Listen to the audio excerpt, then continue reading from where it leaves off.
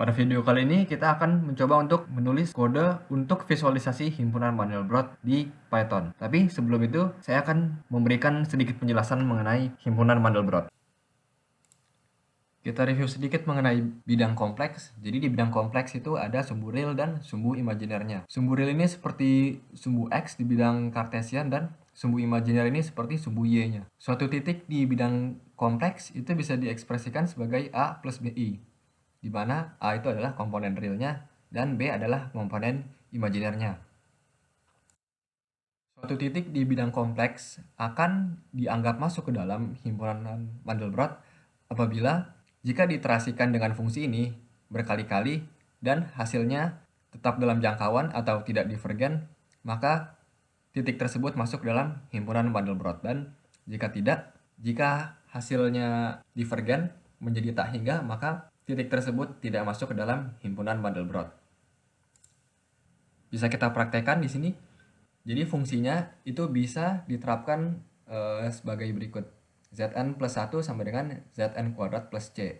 Di mana C itu adalah titik di bidang kompleksnya. Untuk iterasi pertama, Z0-nya itu adalah 0.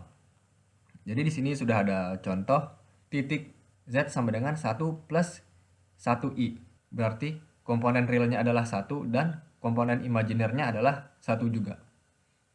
Kita iterasi sekali, hasilnya tetap sama 1 plus 1i. Kemudian kita iterasi beberapa kali lagi.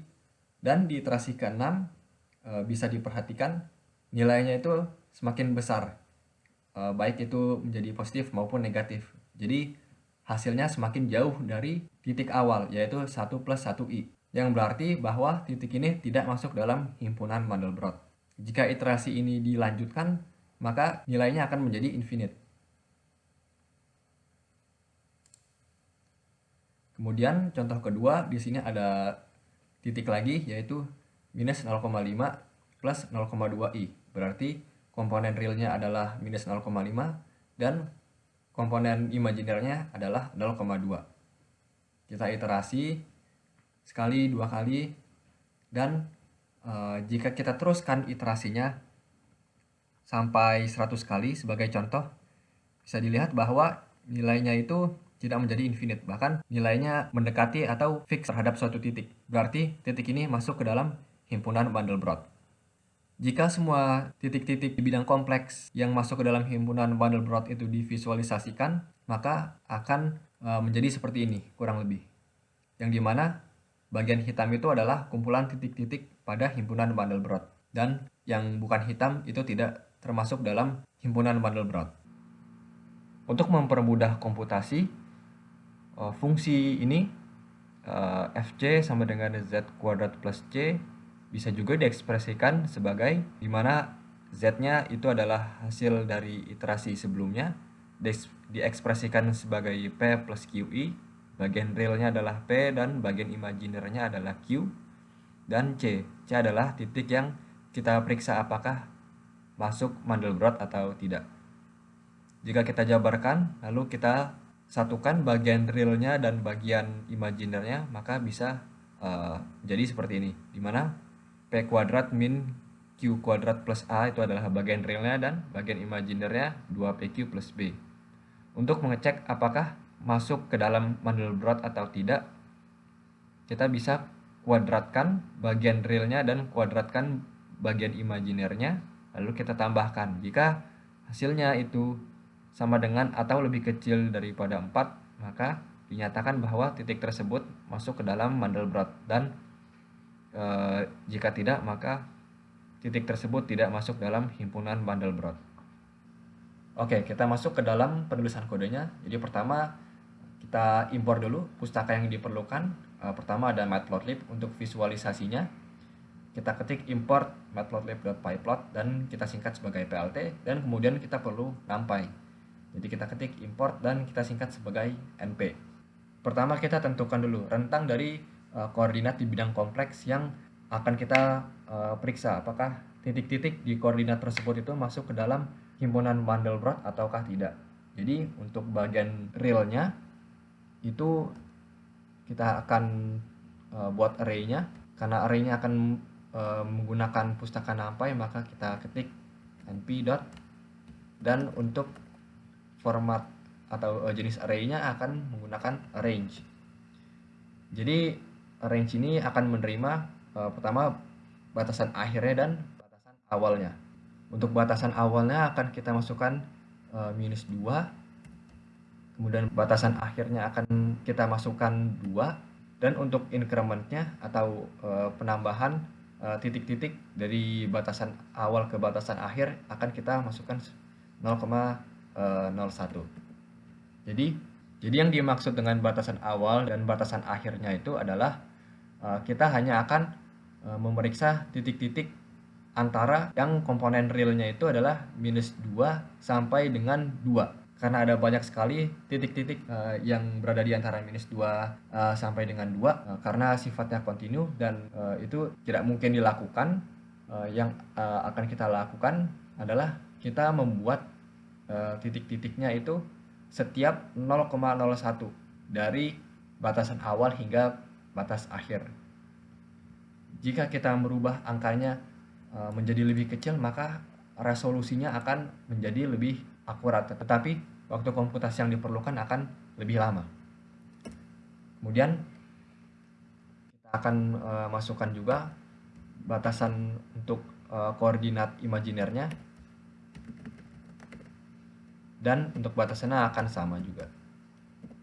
Titik-titik yang berada di himpunan Mandelbrot itu tidak akan berjarak lebih dari 2 dari pusat bidang, sehingga kita hanya perlu mengiterasi titik-titik yang berada di antara -2 dan 2. Kita akan membuat array lagi, yang dimana array ini akan menyimpan titik-titik yang sudah ditentukan masuk ke dalam himpunan Mandelbrot. Titiknya ada komponen realnya dan komponen imajinernya, maka kita akan buat 2 array. Jadi array yang satu akan menyimpan komponen realnya dan array yang satunya lagi akan menyimpan komponen imajinernya. Untuk arraynya yang bagian realnya saya beri nama mray dan bagian imajinernya saya beri nama mim. Kemudian kita perlu tentukan apakah titik-titiknya itu masuk ke dalam himpunan Mandelbrot atau tidak. Jadi yang perlu kita lakukan berikutnya adalah kita iterasi untuk variabel yang akan menyimpan komponen real dari titiknya akan saya beri nama i. Kemudian untuk variabel yang akan menyimpan bagian imajiner dari titiknya saya beri nama j. Kemudian di setiap titiknya kita akan membuat variabel yang akan menyimpan nilai z. Kita akan pisah bagian real dari z-nya, itu akan kita simpan di variabel z-ray yang sebelum iterasi pertama itu bernilai 0.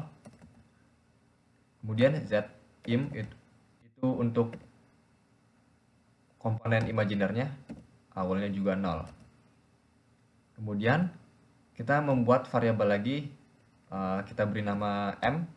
Jadi variabel ini bertipe boolean yang akan bernilai true atau false. Jadi m ini nantinya akan mengkonfirmasi apakah titik ini masuk ke dalam himpunan Mandelbrot atau tidak. Awalnya kita asumsikan dulu bahwa titiknya ini akan masuk ke dalam himpunan Mandelbrot. Jadi nantinya jika ternyata titik ini tidak masuk ke dalam himpunan Mandelbrot, maka m akan berubah menjadi false. Tapi jika ternyata nanti dikonfirmasi bahwa titiknya ini akan masuk ke dalam himpunan Mandelbrot, maka m tidak akan berubah nilainya, tetap true. Lalu untuk setiap titiknya kita akan melakukan iterasi menggunakan fungsinya yang sudah dijelaskan sebelumnya. Jumlah iterasinya itu akan kita tentukan cukup 100 kali saja, karena jika terlalu banyak maka makan terlalu banyak waktu, dan jika terlalu kecil maka visualisasinya tidak akan akurat, sehingga 100 dinilai cukup. Kemudian di setiap iterasinya nilai Z-ray itu akan berubah menjadi Z-ray kuadrat, yang berarti Z-ray di iterasi sebelumnya kemudian dikurang Zim kuadrat plus I, komponen real dari titik yang kita periksa. Kemudian untuk Zim berubah menjadi 2 dikali Z-ray dikali Zim, yang dimana kedua variabel ini Z-ray dan Zim di bagian kanan dari sama dengan ini adalah nilainya dalam kondisi sebelum iterasi. Komponen imajiner dari titik yang kita periksa ini. Tapi jika diperhatikan, Z-ray ini setelah baris ini, dia nilai sudah berubah menjadi nilai Z-ray yang setelah iterasi. Sedangkan nilai Z-ray yang ini seharusnya menggunakan nilai Z-ray yang sebelum iterasi atau pada kondisi awal. Jadi kita akan membuat variabel baru di sebelumnya, kita beri nama Z-ray temp, yang dia akan simpan nilai Z-ray pada kondisi awal sebelum iterasi. Jadi Zim ini akan menggunakan nilai Z-ray temp. Kemudian kita periksa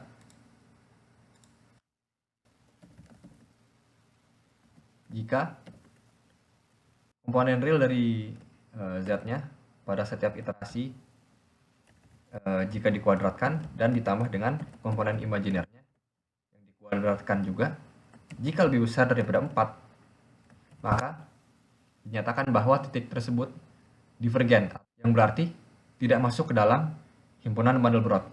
Berarti M berubah menjadi false.